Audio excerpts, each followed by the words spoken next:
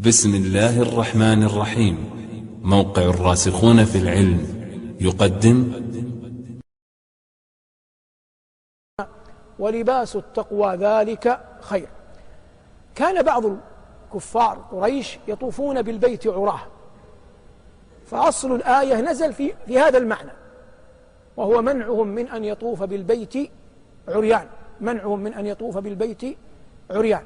وقد مر معنا ربما في لقاءات الماضية أنه ورد عن أبي موسى الأشعري وورد عن غيره من الصحابة أنه كان إذا اغتسل وأفاض الماء على نفسه يحني جذعه، يحني ماذا؟ جذعه، يعني جسده، حتى يلملم ملابسه وما يستره، يستحيي أن يكون ظاهرا عاريا بين يدي الله.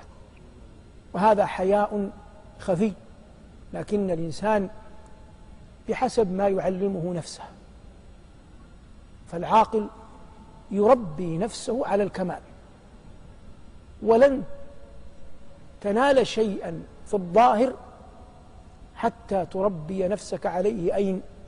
في الباطن، تربي عليه نفسك في الباطن، فتستتر، تستحي من الله في خلوتك. فإذا استحييت من الله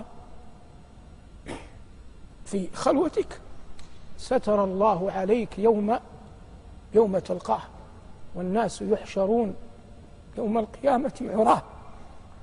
فأول من يكسى خليل الله إبراهيم، ثم يكسى الناس، كل بحسب تقواه، كل بحسب تقواه. ولو أن كل أحد جلس مع نفسه لعرف أين هو من تقوى الله في الخلوة. وقد قيل: اعرض نفسك على كتاب الله تعلم أين ستكون يوم القيامة. إن الأبرار لفي نعيم وإن الفجار لفي جحيم. والمراد أن الله من أعظم ما يؤتيه عباده في قلوبهم أن يرزقهم الحياء منه. وليس معنى الحياء من الله في العورات فقط، إنما الحياء من الله له طرائق سنذكر بعضا منها. يستحيي المؤمن أن يأكل وذو عينين ينظر إليه ولا يطعمه منه شيئا. يستحيي المؤمن أن يكون تحته من لا يجده عليه ناصرا إلا الله ثم يظلمه. ما معنى لا يجد عليه ناصرا غير الله؟ رجل لديه مثلا عامل منقطع غريب، ربما وضعه المالي والنظامي لا يساعده على أن يأخذ حقه، فهو لا يملك نصيرا إلا الله، ربما لا يجيد العربية حتى يستنجد بزيد أو بعمر. فهذا من يعرف الله حقا يستحيي من الله أن يظلمه، لأنه يعلم أن هذا ليس له نصير إلا الله. فلا تجعل نفسك دون أن تشعر كمن يعاند ربه.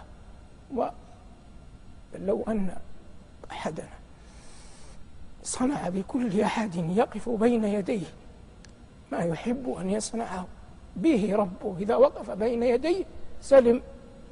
وهذا من جنس الحياء من الله. ومنه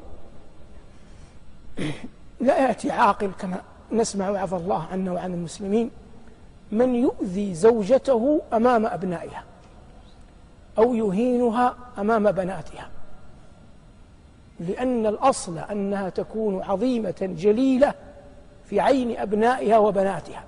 فليس من الحياء مع الله أن تهينها أمام أبنائها وبناتها لما آتاك الله من سلطان عليها، لكنك ولو قدر أن تؤدبها أدبها بمنأ عن أبنائها وبناتها.